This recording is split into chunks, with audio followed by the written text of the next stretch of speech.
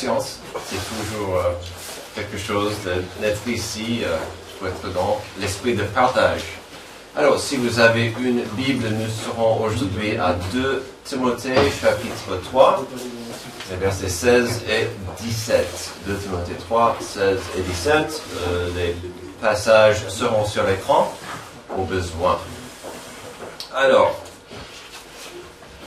nos fidèles savent que ces derniers mois, nous regardons l'importance de la croissance, l'importance de grandir, la nécessité d'avancer dans la vie, surtout vis-à-vis de ce que nous croyons, ce que nous comprenons. Il y a certains thèmes, certains sujets qui méritent et nécessitent notre attention, ainsi qu'une belle compréhension. Par exemple, depuis plusieurs semaines, nous avons orbité autour de la vérité que Dieu est là.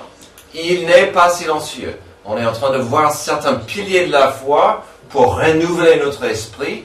Et on a commencé avec cette notion que Dieu est là. Il est présent et il n'est pas muet. Il est là. Il veut communiquer.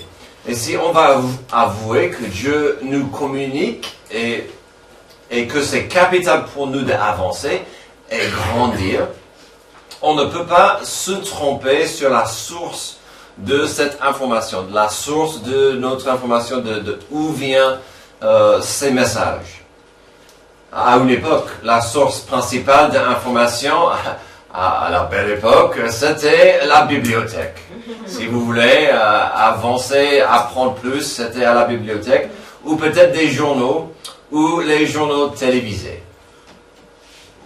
Bien sûr, le monde a changé un petit peu, et ce n'est plus notre geste principal. Puis, Antoine et moi, on rigole depuis un moment que le geste aujourd'hui, le geste tout de suite, c'est mis sur Google. Maintenant, il est dépassé par l'intelligence artificielle. Donc même, on ne peut plus dire le premier geste, c'est Google. Mais bon, c'est comme ça. Bien sûr, le monde a changé un peu et ce n'est plus cette geste principale d'aller aux journaux. En fait, nous sommes aujourd'hui gâtés, inondés par le choix d'information. Nous vivons à une époque où l'information est partout, mais où la direction manque cruellement. Jamais l'être humain n'a eu autant de connaissances à portée de main.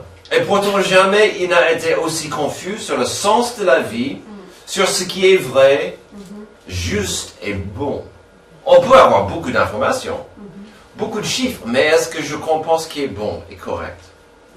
En principe, chacun cherche quelque chose. Une boussole, une voie fiable, une vérité qui tient quand tout le reste s'effondre. Et au cours de cette quête personnelle, Jésus nous confie une mission collective. Allez, faites des disciples. Allez, faites des disciples. Ne soyons pas ici, mais allez, faisons des disciples. Pas seulement des gens convaincus, même si ça c'est important, mais des vies transformées, enracinées, équipées pour durer. Oui. Alors une question s'impose, comment former des disciples solides dans un monde instable? Alors bien sûr, ici dans cette église, on le fait encadré par les poteaux, l'amour, la fidélité, le service pour Dieu et pour son prochain, mais qu'en est-il de la source de notre information? Quel outil Dieu a-t-il choisi pour transformer une personne, une vie, une génération à la fois? On verra aujourd'hui que Paul répond sans hésitation, toute écriture est inspirée de Dieu. Si cette affirmation est vraie, alors la Bible n'est pas seulement un livre que l'on consulte, mais une parole qui vient de Dieu pour façonner des hommes et des femmes de Dieu. Alors, dans ces 2 versets, Paul nous révèle 3 vérités essentielles sur la parole de Dieu. Sa provenance, son plan et son projet. Alors là, vous avez un spoiler. Vous avez les 3 points de notre message aujourd'hui. Car si on va baser sa vie, sa croissance, sa foi sur l'existence de Dieu et sa volonté, on ne peut pas se tromper sur ces 3 sujets liés à la parole vivante et puissante de Dieu. 2 Timothée 3, 16 et 17, toute écriture est inspirée de Dieu et utile pour. On verra, on va découvrir cette belle liste, utile pour enseigner, pour convaincre, pour corriger, pour instruire dans la justice, afin que l'homme de Dieu soit accompli et propre à toute bonne œuvre. Aujourd'hui, il faut absolument trouver des réponses capitales qui viennent de certaines questions profondes par rapport à la parole de Dieu. Donc, la première question, quelle est sa provenance? De où est-ce que ça vient? Quelle est sa provenance? Toute écriture est inspirée de Dieu. Alors, déjà, puisqu'on a commencé il y a 2-3 semaines par rapport à la parole de Dieu, on a vu que Jésus-Christ est la parole vivante de Dieu. Et donc, aujourd'hui, ce qu'on verra, c'est quand il ne s'agit pas de Jésus, mais les pages de la Bible. D'accord? Donc, nous avons déjà vu plusieurs fois que la parole de Dieu s'agit parfois de Jésus-Christ. Comme on l'a vu en Jean 1, sur un niveau mystérieux et beau, la parole c'est Jésus-Christ, le Créateur et le Sauveur du monde. Mais qu'en est-il pour la Bible, pour les Écritures saintes, les pages divines? Alors, c'est vrai que Jésus est partout dans la Bible, mais ce livre n'est pas Jésus-Christ. Celui qui est assis à la droite du Père Céleste au ciel comme notre avocat en ce moment. Donc aujourd'hui on va parler de la Bible, des pages et pas forcément de Jésus-Christ, la parole vivante. D'accord? Donc on a cette notion. Donc toute écriture, commençons avec toute écriture. Il est parfois facile d'oublier que quand Paul a écrit ces mots, il parlait plus ou moins de l'Ancien Testament. L'Ancien Testament fait partie de la Bible et c'est aussi important que le Nouveau. C'est clair que certains livres ne sont pas faciles à lire et certains ne sont pas faciles toujours à comprendre, mais c'est la parole de Dieu, tout est importante. Tout est important. Paul comprenait. Donc, il ne faut pas rater ceci non plus. Paul savait, il comprenait que le Nouveau Testament venait. Dans quelques instants, nous allons regarder le mot inspiration. Paul savait que Dieu était en train de l'utiliser, Paul, afin d'écrire sa parole. Et qu'il n'était pas le seul. Il y avait d'autres auteurs qui écrivaient la parole de Dieu. Au stade de cette lettre au Timothée, Paul a déjà écrit au moins 6 ou 7 épîtres. Donc il savait bien qu'il était en train de changer le monde, lui et d'autres auteurs, avec la parole qui venait. Paul savait bien que la parole de Dieu grandissait. Et donc ce verset n'est pas limité bien sûr à l'Ancien Testament quand on dit toute écriture. Toute écriture est inspirée de Dieu. Toute écriture vient de Dieu. C'était toujours le plan de Dieu de communiquer avec chaque génération. Après tout, quel est le but de ce livre? La Bible, le but c'est de communiquer l'amour de Dieu, la justice de Dieu, l'importance d'accepter et d'accepter la rédemption de Dieu, car on est séparé de Dieu dans notre péché. Et donc, le but de la parole, c'est de nous aider à avoir paix avec Dieu, d'avoir une relation avec ce Dieu. Et donc, ça c'est le but de ce livre. Donc, Paul voulait qu'on comprenne que la source des Écritures n'est pas quelques hommes sages ou des gens doués. Un jour, Moïse n'a pas dit « Josué, c'est ennuyeux ici dans le désert, je vais écrire quelques livres qui parlent de Dieu. » Avec des titres curieux comme Genèse, Exode, Lévitique, Nombre et Deutéronome. Non, c'est pas ça. Paul voulait qu'on comprenne que la Bible est vraiment la parole vivante de Dieu. Alors, qu'en est-il de l'inspiration? Toute écriture est inspirée de Dieu. Quand il s'agit de l'inspiration biblique, on ne parle pas bien sûr de l'inspiration classique, d'une bonne idée qui vient à l'esprit. Il était inspiré de faire quelque chose, ou voilà, c'est pas l'inspiration. Le mot originel veut dire le souffle de Dieu. Et donc, c'est magnifique de voir et comprendre que la parole de Dieu vient du souffle de Dieu lui-même. Déjà, on peut voir que ça ne parle pas de Dieu, mais c'est bien son souffle. Donc c'est pas Moïse qui a dit « Je vais parler de Dieu » dans ce que j'écris. Ou Josué ou d'autres n'ont pas dit « Je vais vous parler de Dieu ». C'était inspiré le souffle de Dieu. Une définition biblique, Dieu a mené les auteurs humains à composer et enregistrer sans erreur son message à l'humanité dans les transcrits originels. Donc c'est un mot pas facile forcément à expliquer et c'est une idée compliquée. Alors pourquoi? Parce que Dieu les a menés, mais ce n'était pas toujours un dicté. Et donc c'est là où parfois on dit, ah d'accord, c'était un dicté. Non, c'était pas ça.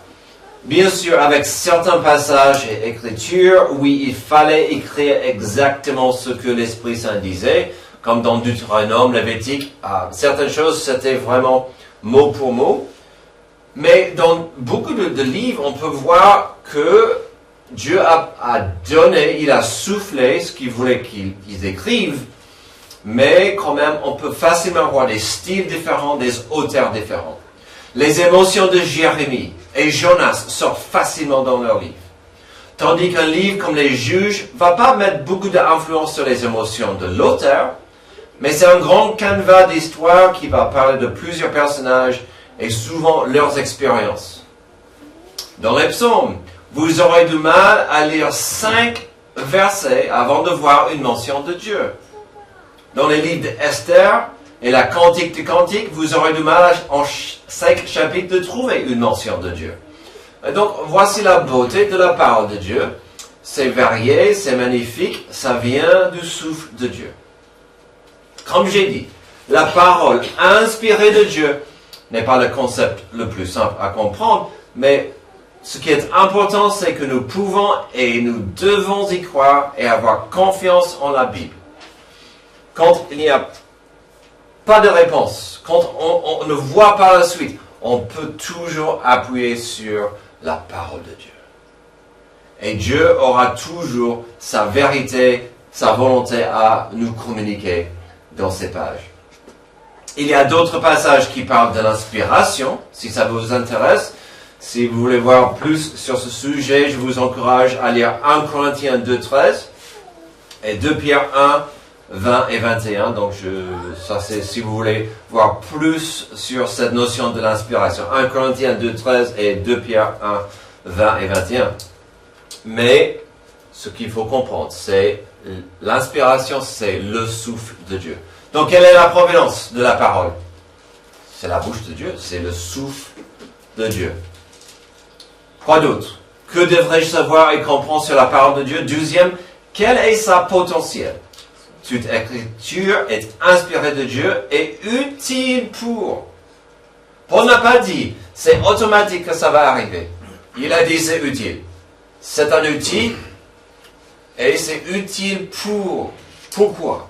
Pour enseigner, pour convaincre, pour corriger, pour instruire dans la justice. Avec cette belle liste de verbes, on peut comprendre que nous aurons certaines choses à voir et à comprendre. Chaque mot, chaque verbe est important. En même temps, on verra, nous découvrons la potentiel de la Bible, si on la laisse agir en nous.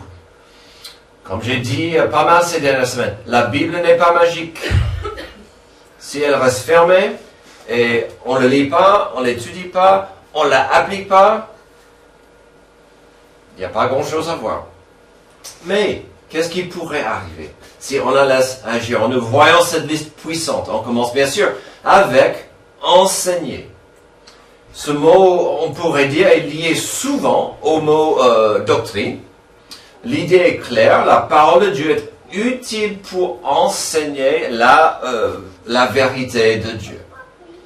Et franchement, si je devais enseigner des vérités spirituelles de Dieu, et je n'avais pas la parole, qu'est-ce que ça ferait de moi? Si je disais, je vais vous aider, je vais vous former dans votre vie spirituelle, et je n'allais jamais aux pages, ça ferait de moi un gourou, un coach,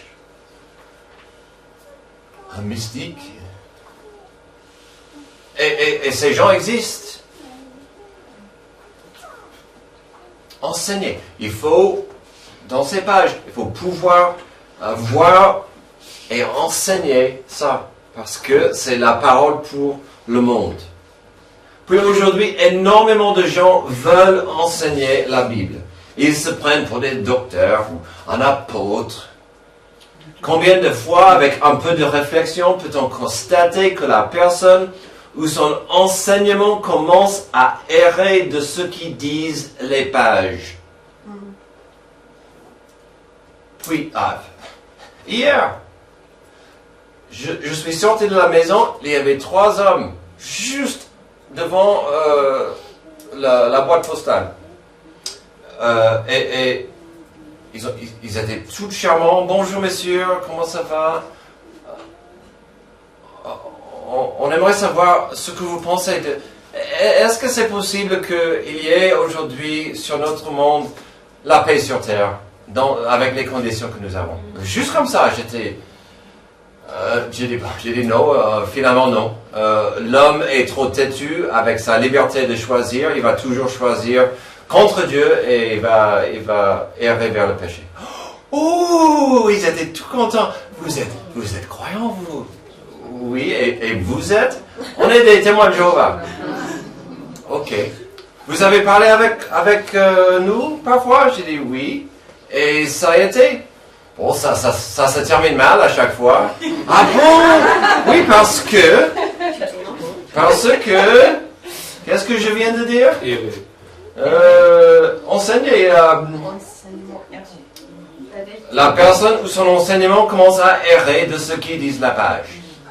Bon, je devais m'occuper vite fait de la voiture et puis amener Ali à quelque part. Et donc, je leur ai dit, écoutez, messieurs, j'ai pas vraiment, je veux pas être impoli, mais j'ai pas le temps, j'ai pas dit de vous corriger, mais de vous communiquer en ce moment.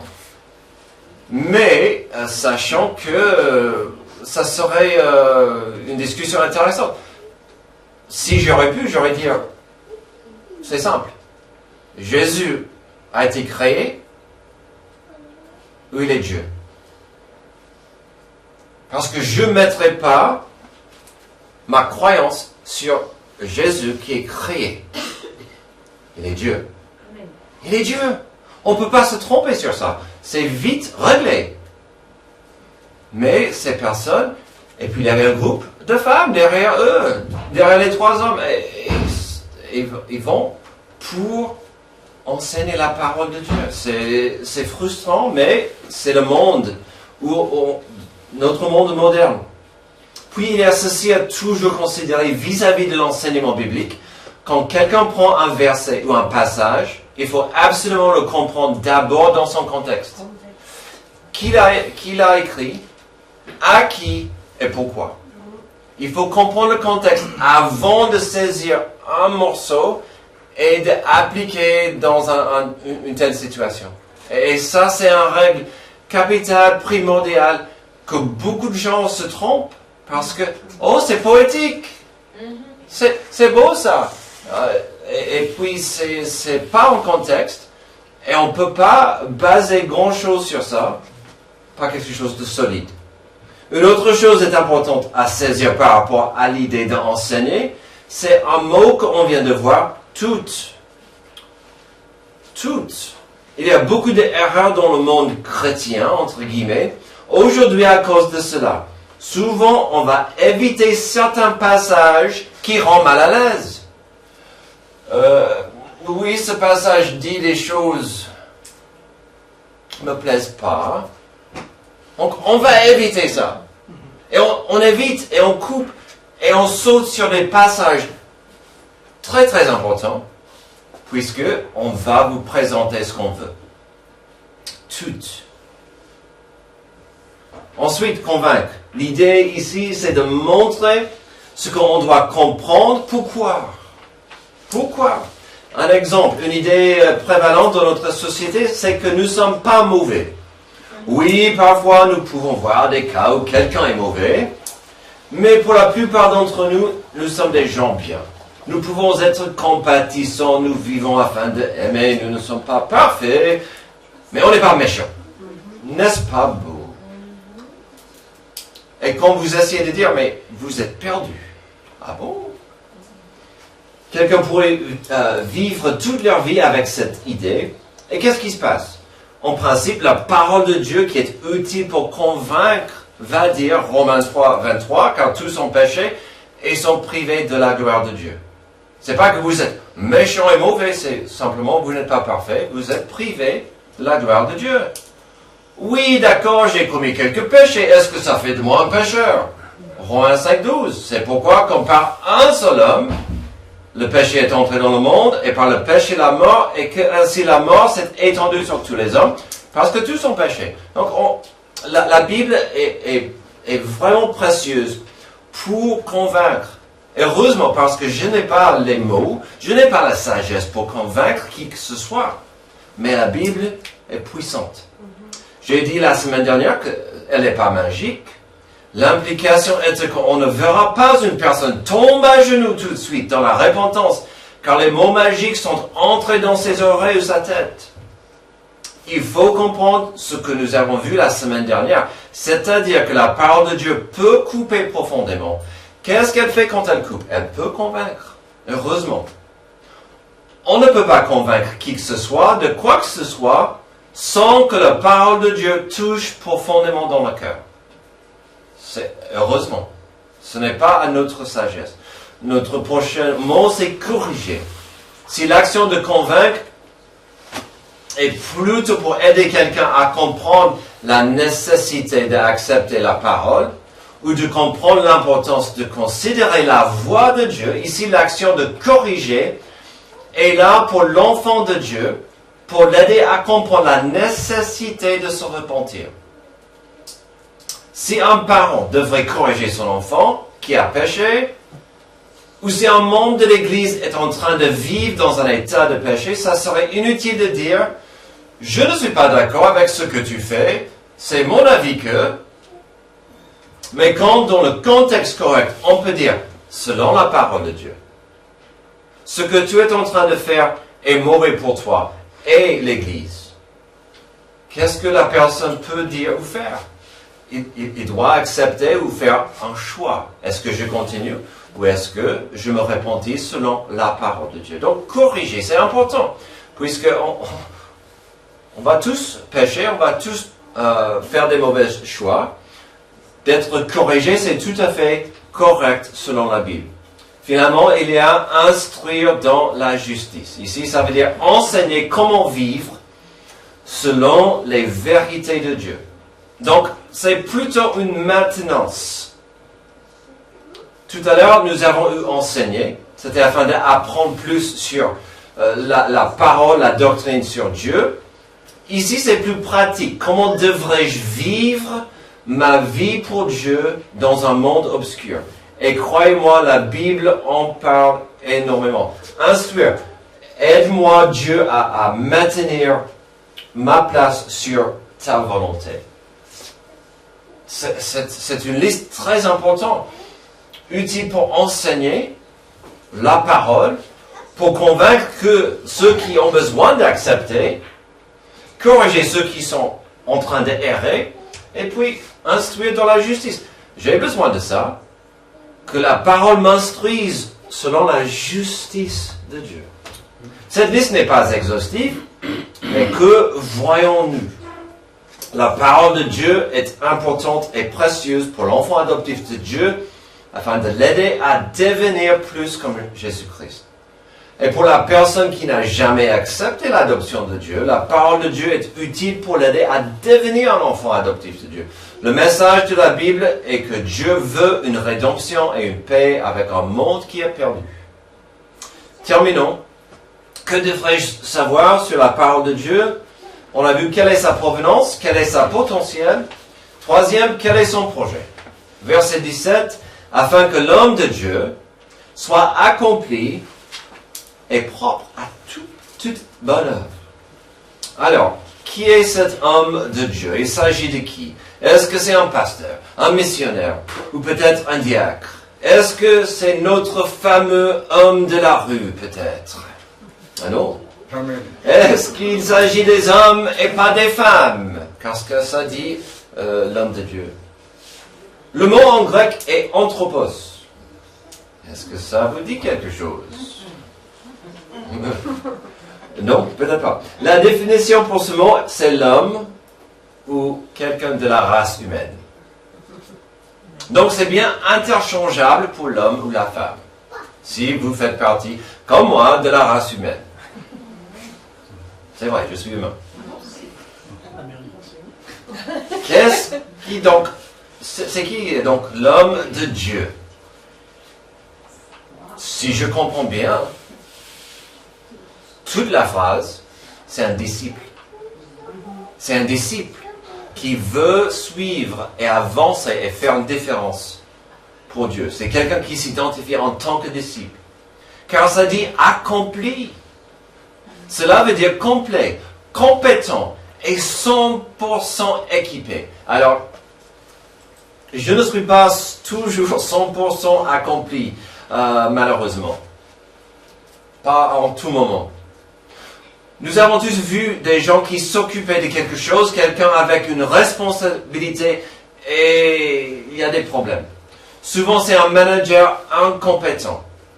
J'ai travaillé 2 ans dans une entreprise où la plupart des managers n'étaient pas accomplis. Et c'était plus que stressant quand les responsables ne savent pas ce qu'ils font. D'ailleurs, c'est pourquoi il existe des instituts bibliques. Il est possible, et ça arrive tout le temps, où quelqu'un mal informé prend une partie de la Bible et construit un système de foi qui est tordu et pas biblique. Souvent, ça va lui rendre plus de pouvoir et plus de pognon. Faites attention. La suffisance de la Bible rend le disciple accompli. Est-ce que ça veut dire qu'un pasteur aurait toutes les réponses à chaque fois? Mais si je n'enseignais pas la Bible, j'aurais du mal à dire que je suis pasteur, parce qu'il faut être accompli dans la parole. Propre à toute bonne œuvre, afin que l'homme de Dieu soit accompli et propre à toute bonne œuvre. Voici le but. Vous voulez connaître la volonté de Dieu pour vous. Votre raison d'être semble difficile à saisir parfois. Nous existons afin de glorifier Dieu avec nos vies et nos actions. C'est aussi simple que ça. Ce n'était pas la première fois que Paul en parlait. Ephésiens 2:10. Car nous sommes son ouvrage, ayant été créés en Jésus-Christ pour de bonnes œuvres, que Dieu a préparées d'avance afin que nous les pratiquions. J'existe pour glorifier Dieu avec ma vie. Pas pour gagner des points, simplement pour glorifier Dieu. Et vous savez quoi? L'idée n'était pas originelle à Paul, il a appris de Jésus. Matthieu 5:16. Que votre lumière luise ainsi devant les hommes, afin qu'ils soient impressionnés par ce que vous faites. À nous, qui voient vos bonnes œuvres et qui glorifient votre Père qui est dans les cieux. Si vous laissez la parole de Dieu vous enseigner, vous convaincre, vous corriger et vous instruire, vous allez voir que votre vie glorifie Dieu. C'est le fruit de ça. Toute écriture est inspirée de Dieu et utile pour enseigner, pour convaincre, pour corriger, pour instruire dans la justice. afin que l'homme de Dieu soit accompli et propre à toute bonne œuvre.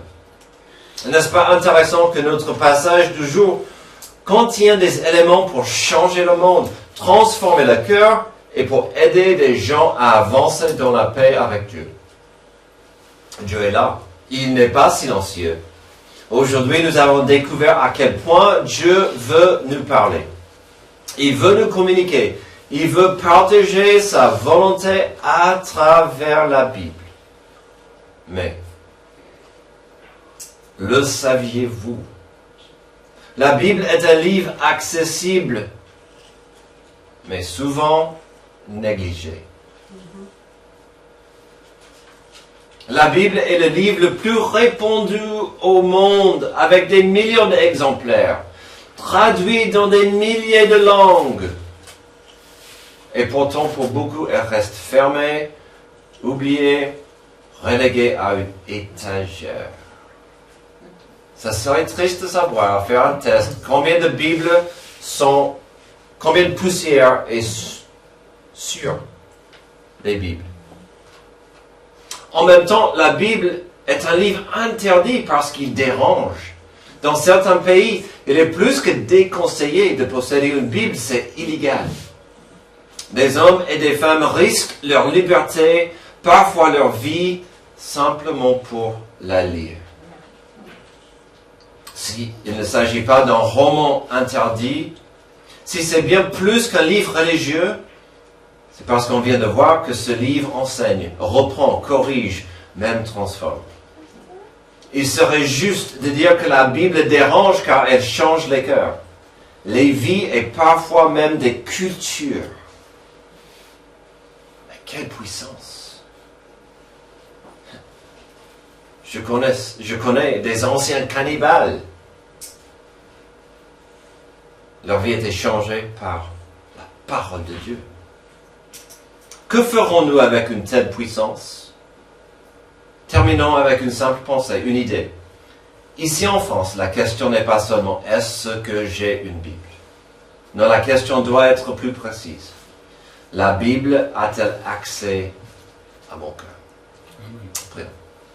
Merci Dieu pour ce passage qui nous rappelle combien ta parole est puissante, précieuse et a besoin d'être pratiquée dans nos vies. Aide-nous vraiment à appliquer ce passage, à être ouvert à ta parole, telle comme tu nous l'as laissée.